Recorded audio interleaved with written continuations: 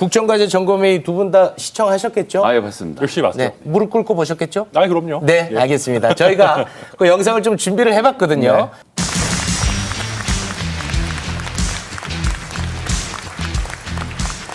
다른 선량한 보험가입자들에게 피해를 주기 때문에 우리나라가 이제 마약 청정국이라고 했습니다. 경찰만 이 업무를 다 부담을 하다 보니까 많은 사건, 사고도 있었습니다만은 격려해 주신 것에 대해서 정말 대통령으로서 다시 한번 깊이 감사드립니다. 네, 야, 이 영상 나가는 동안 전 천하람 위원을 봤는데 네. 대통령에서 눈을 안 떼시네. 예, 아유 뭐 그렇죠. 아, 네. 다 같이 보고 있었잖아요. 너무 정말 보기 좋았습니다. 아유, 감사합니다. 네. 자, 윤석열 대통령의 소통 행보 오늘 뭐 여러 가지 말들이 나왔는데 그 총평으로 감정가를 지금 바로 매겨 주십시오. 1,000원대 15,000원. 15,000원. 노래방 가서 1시간 동안 노래 부르는 가격 15,000원. 예.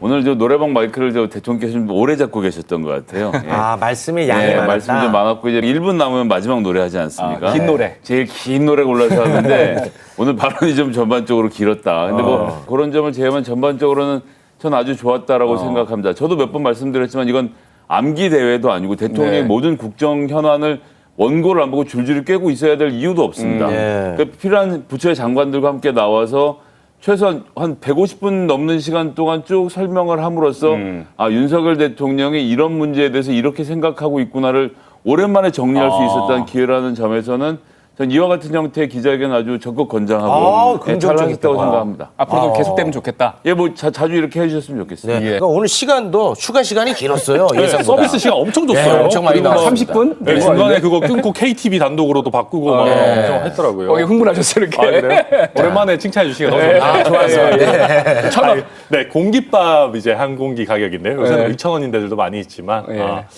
저는 오늘 이게 너무 매콤하지도 않고 느끼하지도 않고 좋았던 것 같아요. 네, 약간 맛있는 공깃밥을 먹는 것 같은 든든한. 느낌이었어요.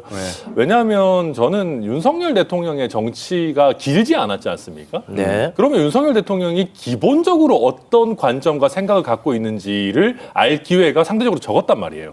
근데 지난번 선거 전부터 시작해서 정권 잡고 나서도 너무 매콤한 것들이 많았어요. 사실 대선 때도 보면 맨날 무슨 가족 리스크니 사법 리스크니 막 이런 얘기 하다 보니까 이 사람이 갖고 있는 기본적인 생각이 뭔가를 확인하는 기회가 상대적으로 적었거든요.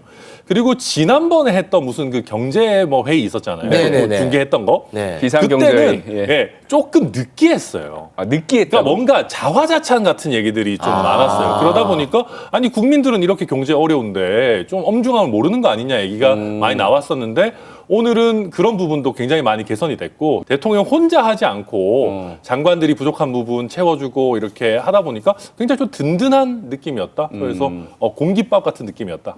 잡아봤습니다. 네. 만약에 그럼 두 분이 현장에 계셨다면 어떤 질문을 했을지가 좀 궁금해지는데 매콤한 질문 한번 좀 들어보면 어떨까 싶은데요. 재밌는 질문 아, 하나 네네네. 골라봤는데요. 네. 그 이제 지방대로 많이 보내야 된다. 지방대를 육성해야 되고 지방대 사람을 많이 보내야 된다 말씀 오늘 하셨잖아요. 네. 그런 얘기를 하는데 제가 그걸 보고 있던 순간에 KBS의 모 직원분이랑 같이 보고 있었는데 네. 그분이 이런 말씀을 하시더군요. 그분 정치에 대해서 아예 모르시는 분인데 그걸 딱 보시더니 아니 그런 사람이 어떻게 자기 주변에 서울대만 뽑아? 라고 했는데 왜 서울대만 뽑으신지를 좀 물어보고 싶어요.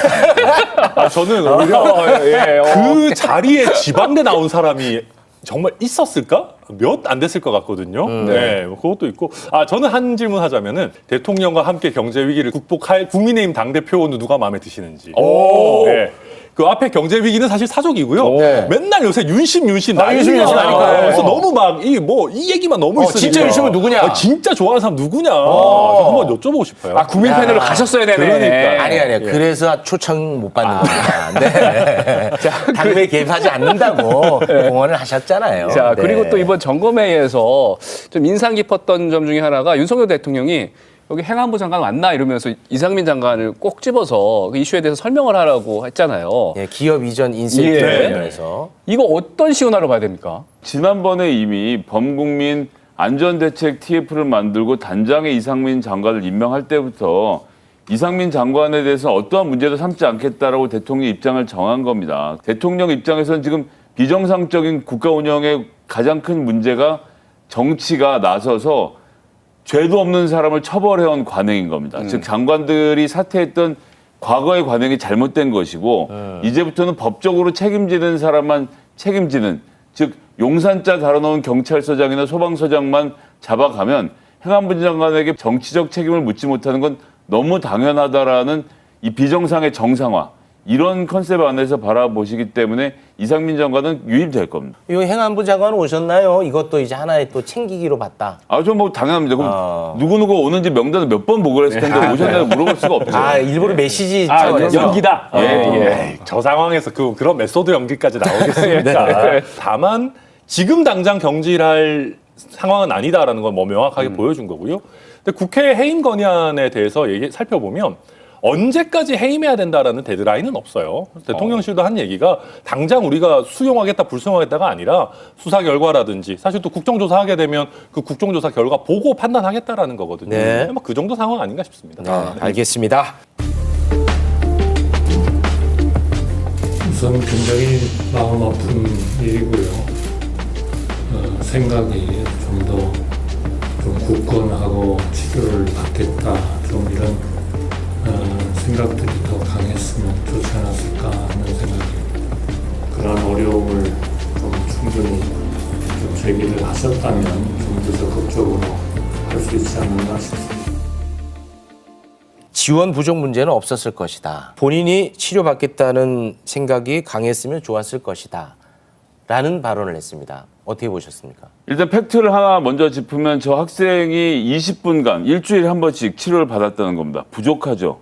그렇고는 되질 않습니다. 그리고 제가 오늘 유가족 분하고 직접 인터뷰를 하면서 확인한 사실인데 상담을 그래 국가에 권해주는데 갔대요. 갔는데 이태원 참사 가족이라고 해서 뭐 별다르게 더 상담을 해주는 내용도 없고 가서 그냥 하나만 하는 얘기를 듣다 와서 너무 화가 나서 더 이상 가고 싶지 않더라는 겁니다. 이 문제에 대해서 집중해서 치료하는 시설이나 준비가 안 되어 있다는 것을 유족들이 이미 확인을 해준 상황이고요. 저 발언을 듣고 나서 현업에 있는 정신과 전문의, 지금 정신병원 원장을 하시는 분께 한번 이 질문을 해봤는데 네. 이렇게 말씀하시는데 그대로 읽어드리겠습니다.